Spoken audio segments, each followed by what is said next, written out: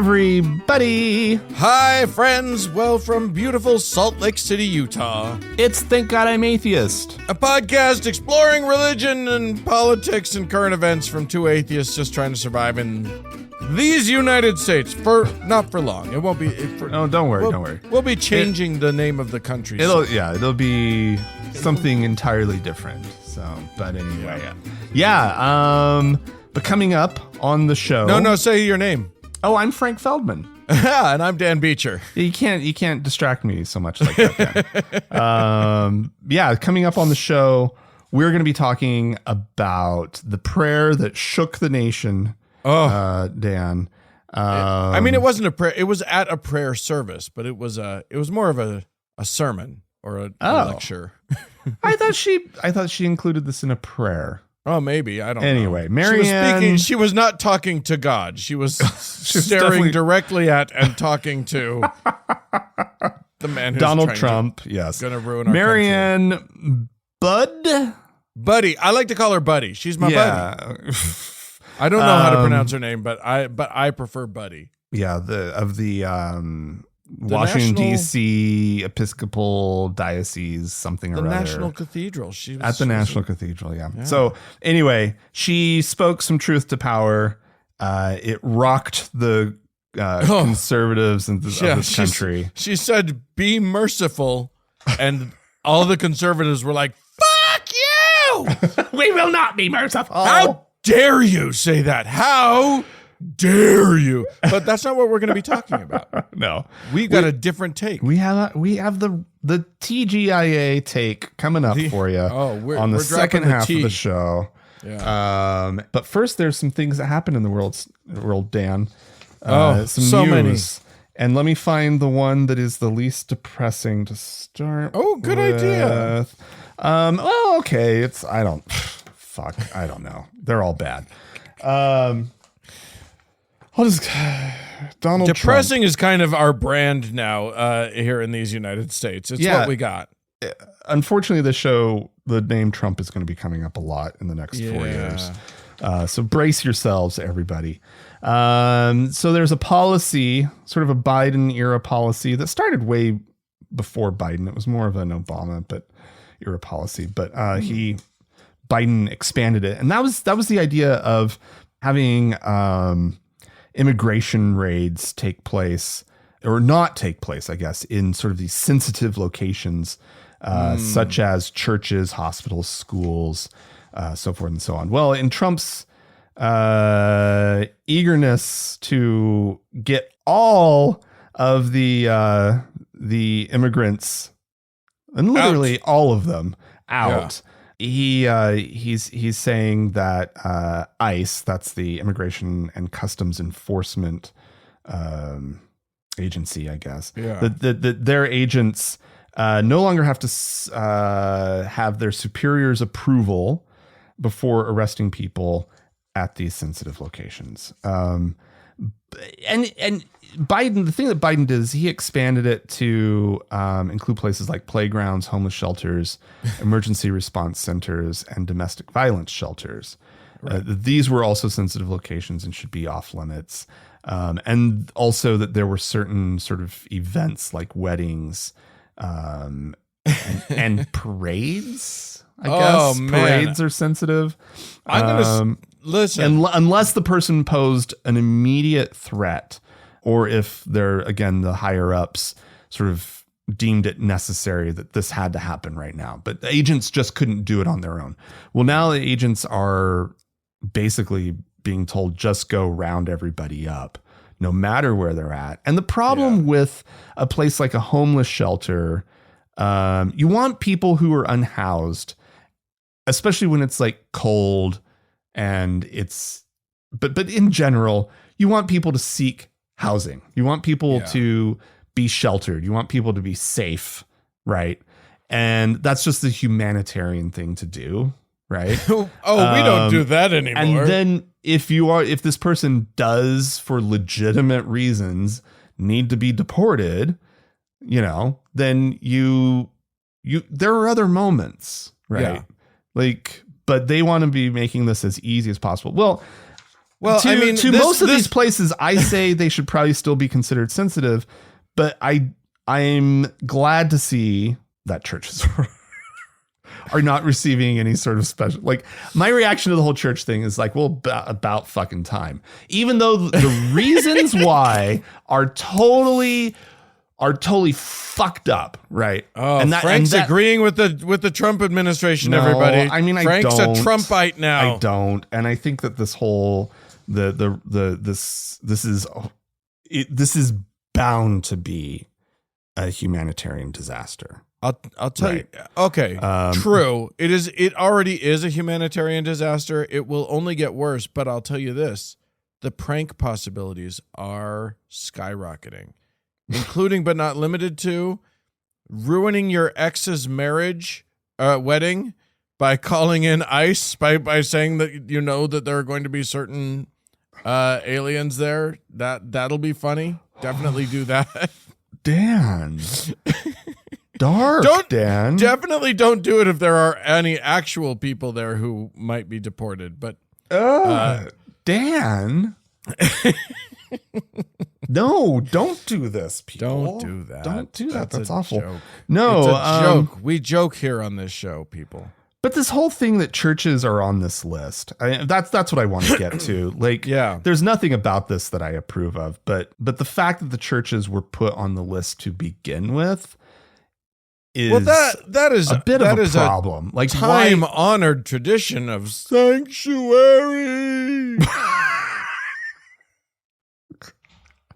Listen, is that a reference, Dan? Are you referencing something for the Hunchback of Notre Dame?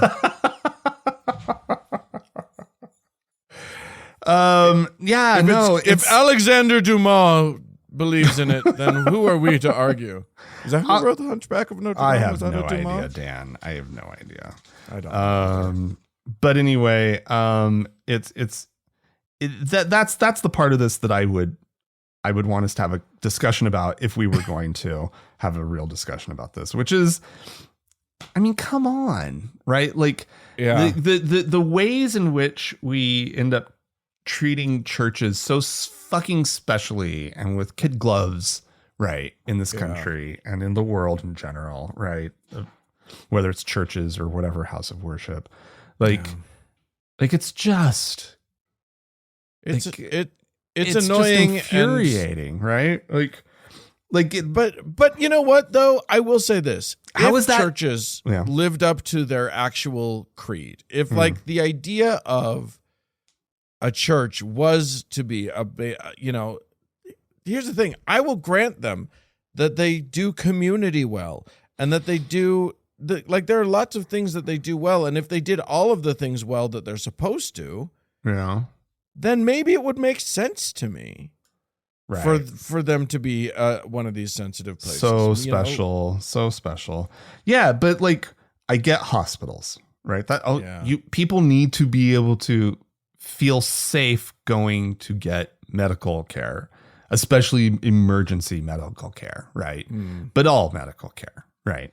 That should be sort of, if you go and sort of submit your name to these places, that you're essentially you're okay. You're sort of safe, right? We'll take care of you. You're going to take care of you. We're not going to report you. We don't want you to feel like, in order to have life-saving or just whatever medical care in general, that you're going to risk your status in this country. I think you're missing an important point here, though. What? Which is, if they wanted medical care, they shouldn't have come here illegally. Yeah, you make a good point, Dan. Thank you. I try. All right. Well, let's. I'm gonna start off with some very, very small good news. It's not a lot. Oh boy. Don't get your hopes up too high, but we do have one new member of the Congressional Freethought Caucus. Oh, okay. This is Representative Laura Friedman, a Democrat out of California. The Freethought Caucus entirely consists of people with D behind their name. There are no Republican members of the Freethought Caucus. Shocking. Yeah. Shocking. But yeah, she's in. She's new, which is good. We need as many people as we can. What do they do? What does this caucus, this free, aside from thinking freely, what do they do? I mean, it is basically a group of people who are going to support the separation of church and state, a secular government. Oh, that's good. And they also will, what they believe, and most of them are believers, or most of them, as a matter of fact, coming up on Data Over Dogma in next week. As of this, I think it's next week. There's an interview with Eric Swalwell, Representative Eric Swalwell, also from California, who is a believing Christian but a member of the Freethought Caucus. Oh, wow. So, but anyway, I mean, what's important in it is that they're willing to say out loud, yes, our government should be entirely secular, and that's an important feature of government, and that's how it's meant to be. And, most of them are going to be very pro LGBTQIA plus rights, and they're going to be, they're going to be reasonable humans. Yeah. Well, that's good. So there's another person who has signed on to say, that being reasonable is reasonable. That's excellent, and I'm glad not that 22. That's happening. I'm glad 22. 22. Yeah. Out of 400 and whatever. Well, that's that's a percentage of yes. of Congress. One would also be a percentage, but there you go. A small percentage. Around what? 5%? Somewhere around there. Yeah. That's not the numbers that we should have, but that's impressive. That it's growing. It's impressive that it is growing.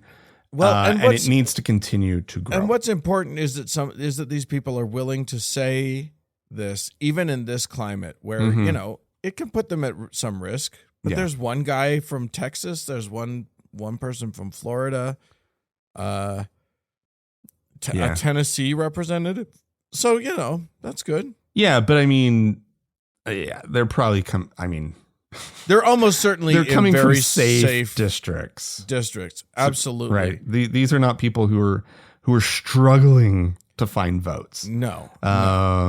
And probably representing urban places. Yeah. Cities. Right. Yep. And diverse places as well. Yeah. So thank you. I think it's great, and we need more of it. But there's just, I guess, kind of this cynic in me that's just like, they're only doing it because it's convenient, right? Right. But I'm sure they believe it, and there are probably a lot of people who wish that they could join it, right? And I guess it's that part of it that kind of pisses me off, right? I get it, but I'm glad these people are standing up, and it's wonderful, but we need more, and we need people to take actual risks in joining.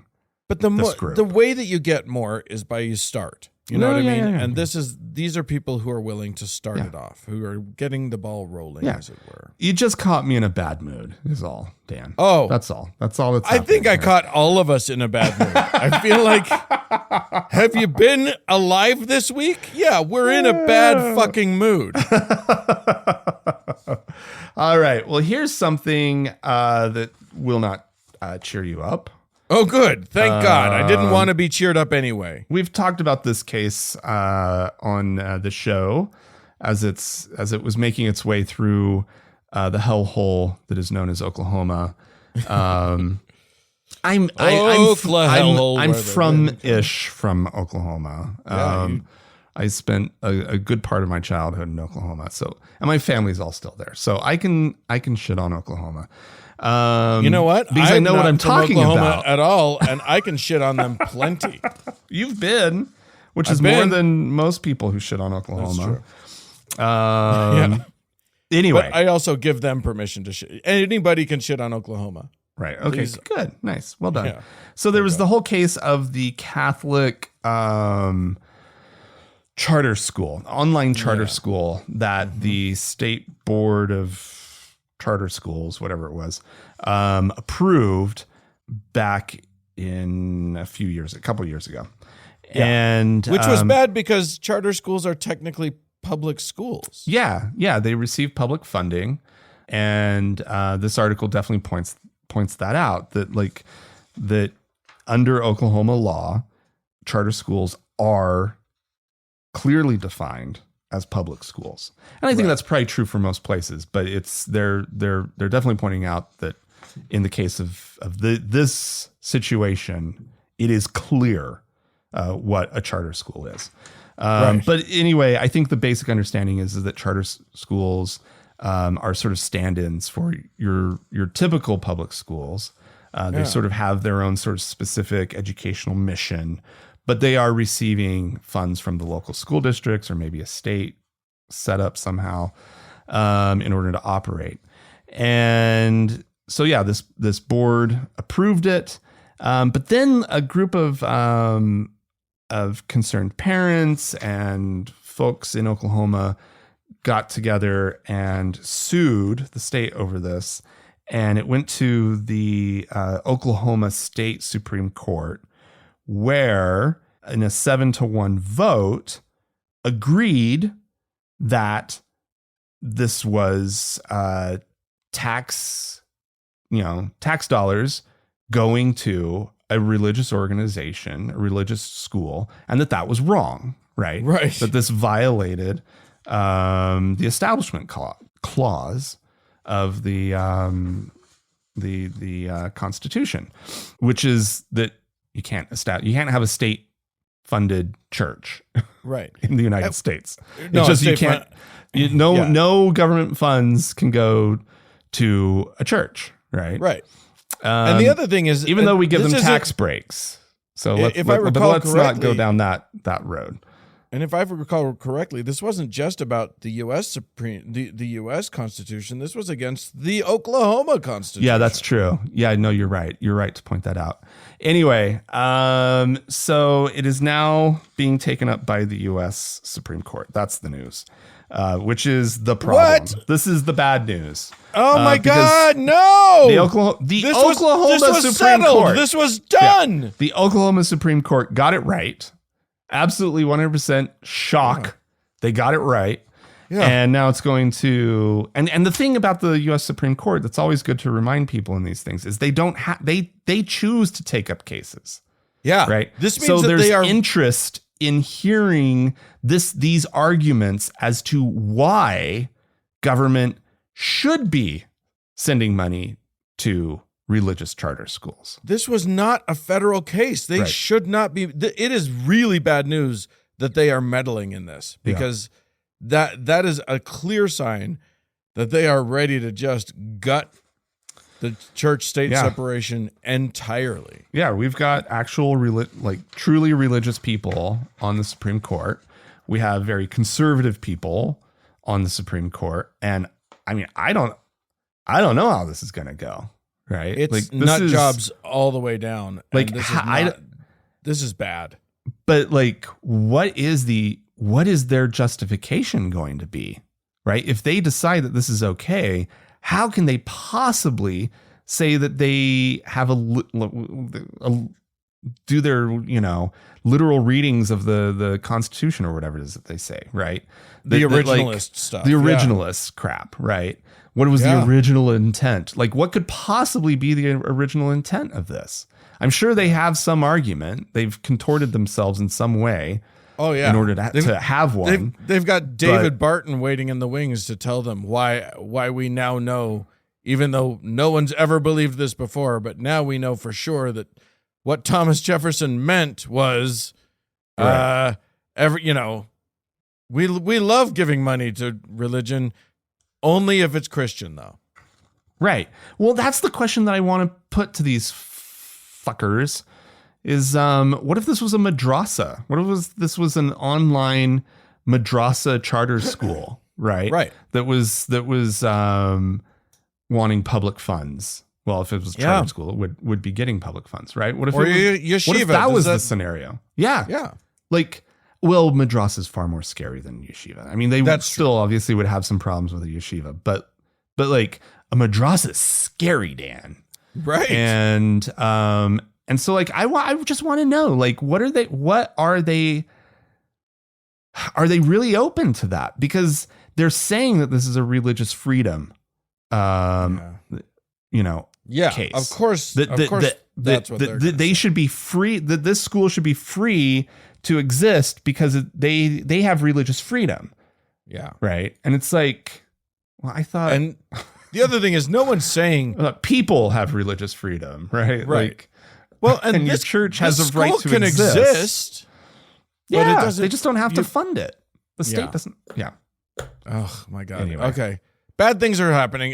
I'm going to stay in Oklahoma because other bad things are happening.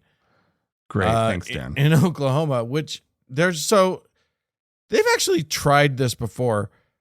There is we talked about it, but this was a long time ago. This was back in like 2016 or whatever. There was an attempt to alter the state's constitution.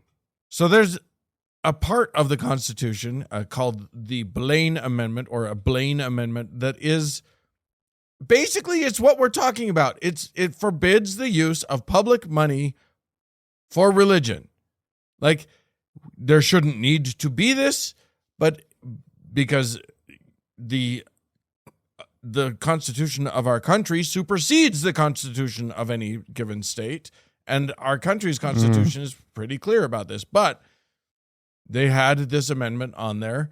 And in 2016, they tried to get the voters to take it off because, a constitutional amendment requires the will of the people.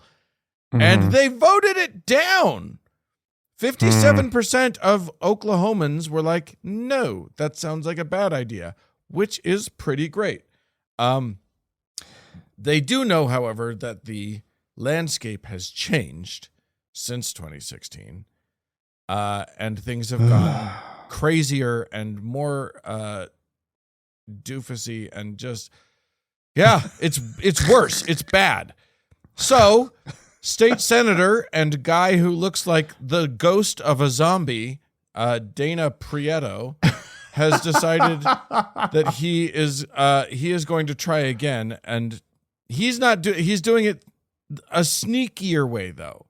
And the sneaky way that he's doing it is that he is not trying to eliminate that amendment, just pull its teeth and leave it in. So what he wants to do is, what the section says is, quote, it currently says, no public money or property shall ever be appropriated, applied, donated, or used directly or indirectly for the use, benefit, or support of any sect, church, denomination, or system of religion, blah, blah, blah. He wants to take out the phrase directly or indirectly and just replace it with for the direct financial use or benefit. Oh. Which basically means that there's no, like, yes, you can give money to the church, you just have to give it to them sideways. You just have to, this is for community building, but we're giving it to the Catholic Church, or, it just makes it so that it's super duper easy to give money to give taxpayer money to religions. So that'll go to the Oklahoma public, and we'll see if Oklahomans have been radicalized sufficiently to now to vote. Who knows what the last 8 years have done to the minds of those great people.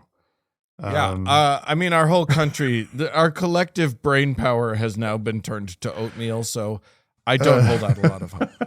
All right. Oh, Dan. Okay. I hate this story. So speaking of new laws, there's another place in the world that likes new horrible laws, and that's Iraq, apparently. Which is basically USA East now. It's something. The Iraqi parliament has passed a new law that will permit children as young as 9 years old to marry. Oh, thank goodness. Because basically what they're doing is the law gives religious authorities the power to decide on family affairs. Yeah. So they've shifted this from the state saying when somebody should be able to marry, which up until this point was 18 years old. And that's been a law that's been on the books since the 50s. So they've shifted it over to the religious authorities and this would be anything including marriage, divorce, and the care of children. I love learning that Iraq, of all places on this God's green earth, has more progressive laws about marriage than many U.S. states. They did, but they're fixing it. They're fixing it. No. So great. Whatever. They found a way, Dan. My God. You all you need is a group of clever conservative legislators, and they'll figure it out, Dan. They'll figure out how to make things worse 9-year-old for brides people. Their moment in the sun. Yeah. So now the clerics, this is from an Iraqi journalist, Saja Hashim. She says, the fact that clerics have the upper hand in deciding the fate of women is terrifying. I fear everything that will come in my life as a woman. So for Shia Muslims, nobody's out here like worrying about the boys. This is going to affect women and girls. Right. And so because the state has decided to renege on any responsibility to protect children, and people seeking divorce, right? Any sort of family law, they're saying that's now the clerics. But there's also another issue here that's kind of weird, is that Shia Muslims and Sunni Muslims have different takes on these things. Oh, right. So depending on which sect you belong to and which one has authority over you, if you're under sort of Shia rule, that would allow the marriage of girls at 9 years old. For Sunnis, the age would be 15, which also bad, but not as horrifying as the thought of a 9-year-old being married off, right? There's also fear that this will be able to be enforced retroactively, meaning divorces that have already been settled will now fall to the clerics to sort of sort out and interpret and reissue kind of guidelines and rules. Nope, so you're now back married again. Well, it's more like a divorce has been issued and child custody was given to the mother. Yeah. Now the father comes around and says something like this, which apparently has already happened. A woman had her husband call and threaten her to take away her daughter unless she gives up her rights to financial support. Yep. So that's how these things start to shake out. This is not gonna go well for women. This is really, really, really horrible and a horrible backslide for Iraq. And, the dream of religious conservatives in this country, I'm sure. To be again, get these lines of separation so blurry or just thrown out that, now the pastor gets to decide the pastor who does and doesn't get divorced. How horrifying. Yeah. I mean, I don't know. I haven't heard anybody say that that's what they want, but one's imagination can go there easily. So, yeah. All right, fine. I'm going to take us to Russia and I'm going to just tell a story that won't depress anybody. I think. So that's nice, right? We're going to close out on a non-depressing one. and that is that a tradition. Well, it's depressing a little bit. Sorry, there is a global warming element to this, which is that a tradition is being ruined in Russia by global warming. Oh. Imagine it is. So apparently, Russians on Epiphany, which is a religious holiday, the Russian Orthodox, they love this little tradition of sort of imitating the baptism of Jesus with a polar plunge, with a cold dip into a river or a lake. That's I'm so over these cold plunges. You're not a Wim Hof guy? No. Anyway, decidedly not. So this is their big fun event that they do for Epiphany every year. But it's ruined in part because the ice is not, it's too thin. It has been too warm of a winter. And a lot of the places in Russia, they can't do their traditional dip into the icy water because the ice is too thin. So I have real mixed emotions about this story, Dan. You've completely confounded me because on the one hand, I'm sad for our planet. On the other, I'm like, yeah, good. Stop doing that dumb thing. I'm glad there's a good reason that's stopping you because nobody needs to jump into icy water ever. Well, and not only that, we're going to get emails about the health benefits of diving. Anyway, do not. It will fall on deaf ears, everyone. It will. We will. We'll just ignore it. Anyway, Wim Hof is nonsense. Anyway, but if it feels good for you, go on with your bad self. I will say I'm not going to complain about warmer winters, though I know I ought to. I know that there are natural disasters happening all over the world as we speak. Our heart goes out. You know, sorry that you guys in Ireland and Scotland are getting beaten up by a storm, and you know but there's less snow LA here, and we're fine, and that's great. So I'm enjoying. Fine. It is a slightly easier winter than we've had.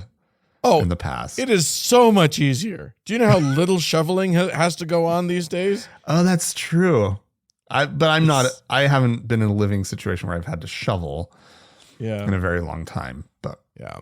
Anyway, the Russians are going to be doing a little, apparently some of them are moving to like creeks and streams so that they can do it rather than actual, because I think what they would do is they would, get a chainsaw and cut out a piece of the ice and then everybody dives in or whatever. But now they're having to go to non-frozen over waterways, and that's just I'm hard. Sure it's cold. It's still cold. Our hearts go out to they're finding Christians. Cold water somewhere. Yeah.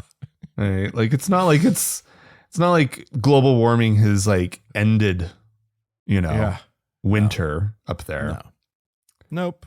All right. Yeah, all right. Whatever. Well, if you would like to write into us about Wim Hof or Oklahoma or any of the things that we've talked about on this, please feel free to do so. podcast@thankgodimatheist.com. Or call and leave us a voicemail message. We'd love to hear from you. The telephone number is 424-666-8442. Stick around. There's more show coming up.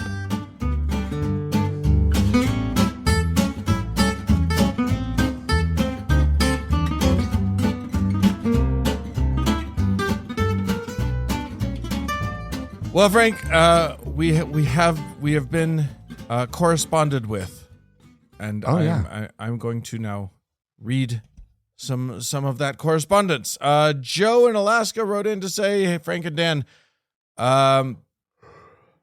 despite the subject of this email, I don't have that subject at hand, but it is not about an amusement park attraction. It's about my recent meeting with two missionaries." I was standing in a parking lot when two young guys approached me. One of them called out to me, asking if I'd like to visit their church as he pulled a business card out of his coat pocket. I said, "No, thank you. I'm an atheist." He immediately put the card back in his pocket. Good. Man, if that works, that's great. The guys stood there in the cold with me and chatted for a bit. One asked if I was raised to be atheist. I said, no, I grew up Catholic. And one of the many things that turned me atheist was my service in Iraq. I said that there is no way a God would allow things like that to happen. We went on to talk about Mormonism. I asked when they last called home. I was told they call home every Tuesday, their prep day. I was going to offer my phone to them to call if they wanted. That's very sweet. I think that's changed. It used to be that you couldn't call home. It was twice a year. Twice a year. Yeah. They have established a slightly more humane policy. Yeah. I asked if I could tour the planned temple here in Fairbanks before it's consecrated. They said yes and encouraged me to do so. They also asked me how I knew so much about the LDS Church. I said it's because of your podcast. Oh, no. I love that. Oh, I think no. they were not. He says, I think they were not ready for a person to state that they were atheist and to be friendly to them.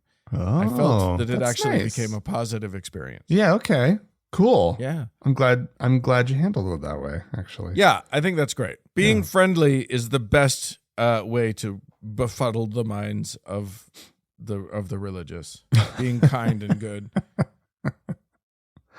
is the best thing we can do. All right. Will wrote into us, Dear Frank and Dan, with all this discussion of how Mormons have all the money in the world and you have to tithe if you're a member, but you can't do anything about how the money is spent or used. I was wondering about missions. It's a very missionary heavy interesting episode. You would think that the money for expenses on missions would come from a church with billions of dollars. That's hundreds of billions of dollars, Will. Thank you very much. But from what I understand, Mormon families pay for their children to go on their missions and to live in what in many instances is squalor and isolation. And on top of that, I think I've heard that the price families pay to send their children on missions has gone drastically up. What the F is going on here? Yeah. He asks, is it an elaborate hazing ritual? It is an elaborate hazing ritual, Will. That's exactly what it is. Yeah. It's part of the sort of very effective brainwashing that Mormons go through. It's right. Part because the more you can get someone to commit themselves to a thing, even if it's against their will, when they've committed their own money, the part of the brain kicks in that justifies the thing to itself. Yeah. Well, and it's 2 years, or have they changed that? It's still 2 years, right? It's 18 months. Oh, they've reduced it. Well, so when I went, it was 2 years. Out having to get up every morning and study all the church, beliefs literature. And the different various, the Book of Mormon and Doctrine and Covenants and everything, and like having to do like that religious study with your companion, and and you're in this like sort of circle of accountability almost, right? With with these people around you that are, you're having to follow the rules, and you're watching them to make sure they're following the rules. And it makes it stick, right? Yeah, It does more deeply embedded in your head, because you're doing this in your late teens, right? And it's funny because one of the things that happens to missionaries of all stripes, but Mormon missionaries especially, is that you just experience rejection after rejection after rejection. Yeah. And that only serves to further enhance the narrative that the world is evil and you're doing good, and like you need to hold to your people because everyone else is mean and will reject you and blah, blah, blah. And that's so it is. It's a hazing true. ritual that actually like is psychologically pretty powerful. Yeah. And the whole like living in squalor. Yes. Yeah. So, yeah. Because like, so at the time, so when I went on a mission, so this is, 30 years ago, I think our contribution to the mission was like $350 a month. I think $400. I can't remember how much my family paid every $500. I honestly, it wasn't more than $500 a month. Right. And I got every month for just spending money. And this was for my food, transportation, if I needed to buy some new shoes or whatever. I got the equivalent of about $270 or thereabouts. It was 350,000 lira every month is what I got. And I think that would have been at the time about in the high 200s, maybe mid 200s. And so out of that 350,000 lira, 50,000 went to my bus pass, right? So now I'm down to 300, and I have to go to the grocery store and tend to my basic needs with that money. I mean, it was next to nothing, right? And the apartments were all paid for centrally by the apparatus of the church in that area. So I didn't have to worry about like apartments or utilities or that kind of stuff. Right. Out of that money, that my housing was good, but the apartments that they had us in, I mean, there were some that were fine, right? But there were some that were really, truly awful places to live. And this was in Italy. Right. Mm-hmm. This wasn't like it was some impoverished part of the world. You weren't sent to Honduras like Uncle Doug was. Yeah. And like I hear some of the stories from missionaries who were in Central and South America. And they were obviously very specific because these are not places where you have to live in poverty. Right. Like, but they very specifically were housing these poor young kids in poverty conditions. And it's pretty brutal building, Frank. Well, I think that's what they thought. And I think, but I also think it's part of the, quote unquote hazing aspect of it. Yeah. And yeah, I think back on it, and those were not like the fond memories, right? Mm-hmm. Like I do have memories of my time in Italy that are wonderful memories, and I enjoy revisiting them. But there's when I think about certain aspects of it, the more that time has passed, the less I can hang on to the positive parts of it. Yeah. It was necessary to hold on to the positive for a long time and just be like, oh yeah, no, I had a great time. I got to see Italy. And now I look back and it's hard to separate that part out. Oh, I learned a foreign language. I got to see some stuff that you don't get to see as a tourist. Right. In a beautiful place. And more, I just kind of keep thinking about the really shitty parts of it. But there you go. All right. Well, we've got one more email that I wanted to read, and this one again, it's a Mormon theme. We're doing Mormon here. Good. And this one's a little befuddling. I'm interested to hear what you have to say about it. Okay. It's unsigned, and it just says, "I just became a Mormon priest and decided to become one here too.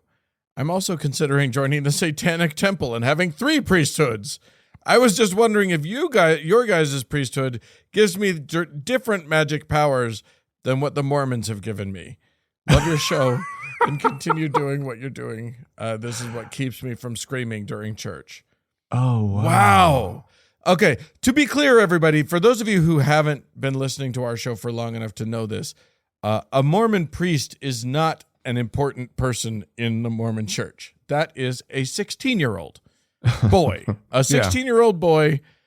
We all sort of were given the priesthood. We were all it's priests. Yeah, it's just something that happens as you grow up male. Yeah. In the Mormon church. I do love telling people who don't know anything about Mormonism, oh yeah, I went to seminary and was ordained a priest in Mormonism, because it sounds like a big deal, and it's not. It's just dumb. Yeah. The shocking thing about this email from this good young Mormon boy is, where are you getting the money to be a priest with us? We're grateful, but I'm glad to be of service. But you're a kid. Good on this young guy, right? Like he's got source of income. Well done. Yeah. And thank you. Yes. Thank you so much. Thank you. And let that be a lesson to the rest of you. If a 16-year-old kid can give us his money, what are you guys doing? Yeah, with yourselves. This is the widow's mite, basically. Right. Like, who knows? Maybe this kid's, Mr. Beast. He's independently wealthy or whatever. Right. But no, wow. So what does this is a good question. What does our priesthood get you that your Mormon priesthood doesn't already get you? You know what?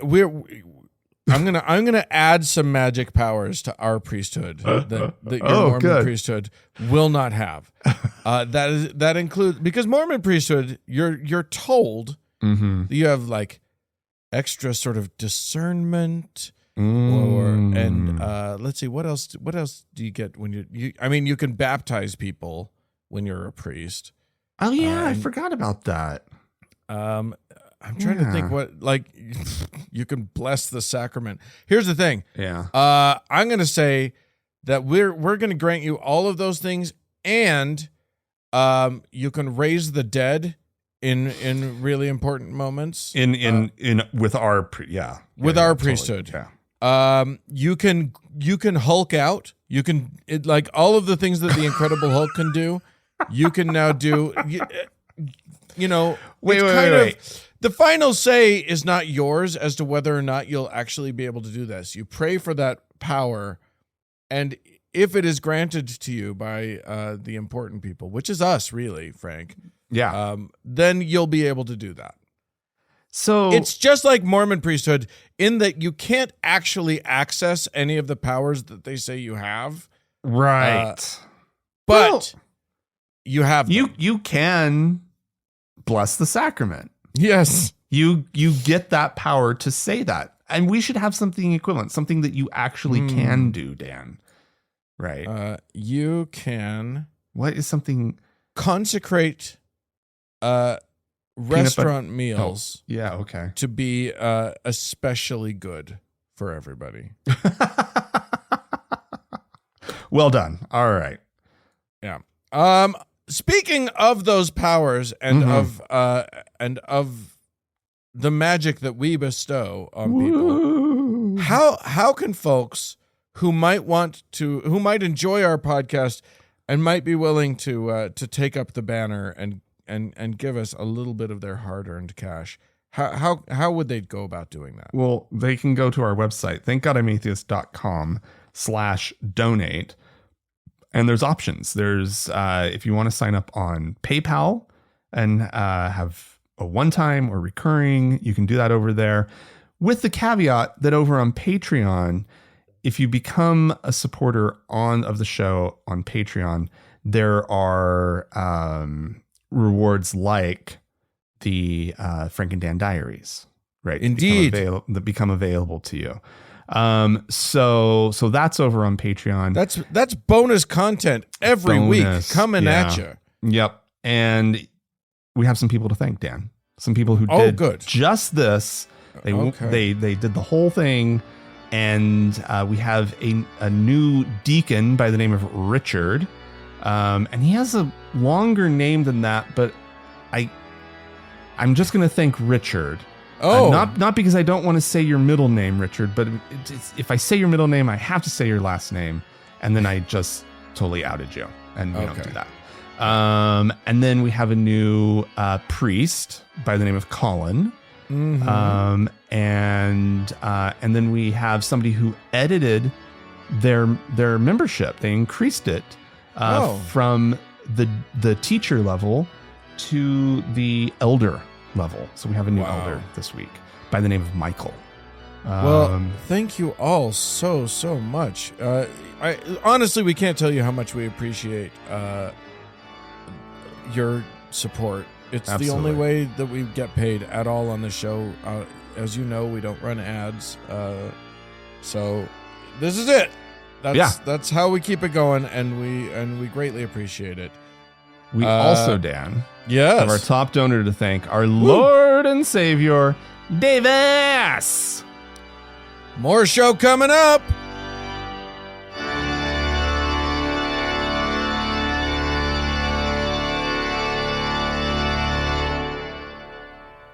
All right, Frank. Dan. Everybody's talking about the hot new bishop who literally revealed the left or the right for what it is, which is not really particularly interested in the message of Jesus. Oh no. By they haven't been interested in that in a long time, Dan. As a matter of fact, Donald Trump himself demanded an apology from her for suggesting that he be merciful. Yeah, what exactly did she do, Dan? She literally just looked him in the eye from the pulpit at the prayer ceremony during sort of all the inauguration. Yeah, this was at the Washington National Cathedral. She's got him captive. Yeah, the National Cathedral has nothing to do with the nation. It's not an actual national church. It's just simply that's an its Episcopal name. church. It's an Episcopal church in that DC. They high and mightily called themselves Yeah. the National Cathedral. There is no national church, though that's really trying to change. And there was a time that the Episcopalians, were kind of like maybe vying for it. Yeah. Anyway, that ship has sailed. You're out of the running. You're, Anglican Communion, you're not in it. You're out. Anyway, this bishop, a lady bishop, the Right Reverend Marianne Buddy Boudet. Yeah, whatever it is. Whatever. Said basically, she looked him in the eye, and she said, "Have mercy on the people who are scared right now." Yeah, and said, named the LGBTQ community and the immigrant population. Right. And she said, "Have mercy." Yeah, that's what she said. And the right freaked out, like she said, "You're Satan himself," and you're like, it was the you cannot overstate the degree to which they overreacted to this. It was nuts. Yeah, but then the reaction, I remember, when I first heard about it, I was like, "Good for her," right? Yeah, this good for her, and it's good that people on the left are finding ways to speak truth to Trump when they have the opportunity, and she's a moral leader. And then I was like, wait a second here. Wait just one goddamn minute. Why did you say that, Frank? Because why the fuck was this happening in the first place? Yeah, why it's not like Donald Trump goes to that church. Yeah. He doesn't even go here. We have these weird traditions that have elevated these churches and these events, National Prayer Day and this kind of thing, where like the inauguration is just filled with all sorts of religious crap, these different prayer services at different churches around DC, and the swearing in on a Bible, which we'll get to that in a second. And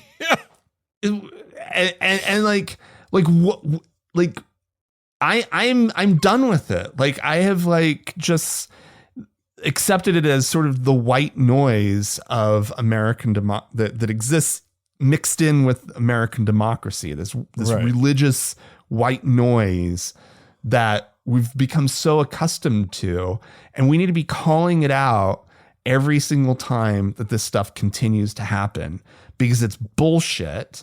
And it makes it easier for this creep into our system of government that's currently happening. Yeah. Right. Of the religious right creeping in. And now we're contending with Christian nationalism.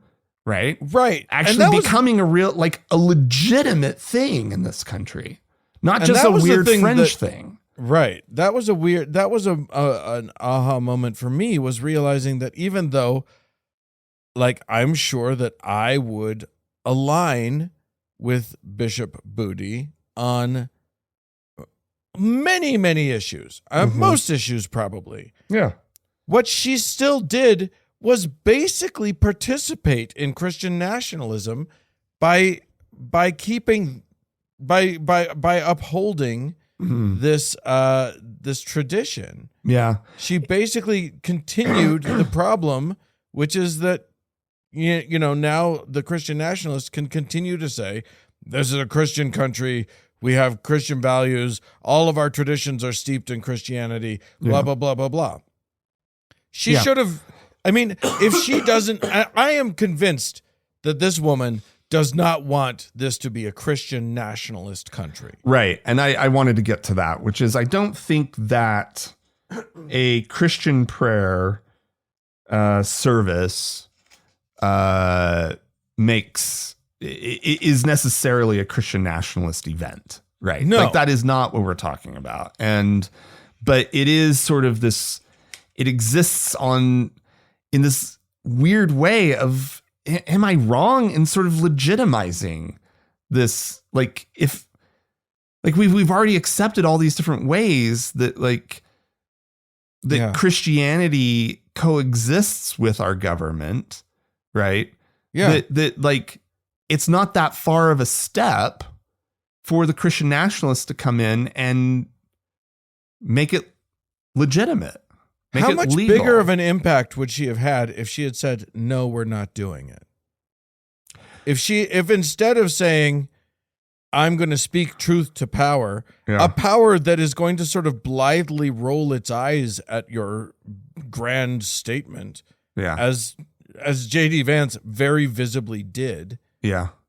Yeah, I know. Instead of that, just say, no, you're not welcome here. Well, this isn't for you. You're not a member of our community. Get the fuck out. But her motivations would still not have been the right ones, right? Like, if she had sort of announced, you know what, this is wrong. Yeah. Right. Our country is not supposed to be this. Right. And so we're ending this practice. It's ending with Trump, but we are never doing this again. Right? Yeah. But they don't want to do that. They want to have their little influence. They want to weasel their way. All of them want to weasel their way in and have influence and access to the president of the United States. Yeah. And it's just not fine. Acknowledging that is participating in the problem. Yeah. And it's fine. If this was actually his church and she was his pastor, right? And he wanted, and this was a request of the incoming president to have this service, so be it, right? But that's not what this is. This is a tradition, and it's about that kind of religious of organizations having access to the president, and I'm done with it. I want to denounce it whenever and wherever I see it from now on. I don't know. Like, I feel like I have fury. I am furious. So I know that's what you're getting. I'm liking it. I'm on board with this. Mad Frank is my new favorite Frank. I'm just done. I'm so fucking done. Yeah. Like, well, you don't get to be done. This is going to be, honestly, if it were not for this podcast, I would probably legitimately check out. Yeah, I would. And I understand that. I understand that impulse when people do it. And so, like, you know, there's the question: are we a refuge, or are we a sounding board for anger? Right? Like, I don't know.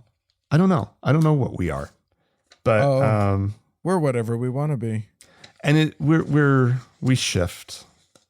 We do. We have a hard time committing to one concept of what this show is. And I we don't have hold a us to format, that. but we definitely. I know I probably contradict myself from week to week as if I'm angry or whatnot. But I think that's just kind of, hopefully that's the charm of this show.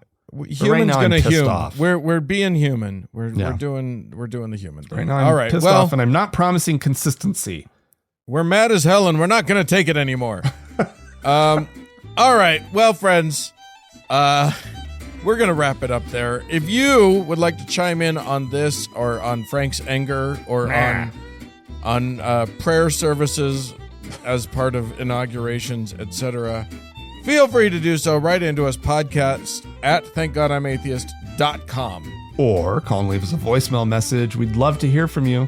The telephone number is 424-666-8442. Yeah, look, the price of eggs have gone up, but the price of being a supporter of this show is at your discretion. If you would like to do it, please go to thankgodimatheist.com/donate. This episode was edited by Roger Gowdy, and music was provided by the Red Rock Hot Club and Gordon Johnston. Thanks so much to all y'all for tuning in. We sure do appreciate you. Thanks. Bye.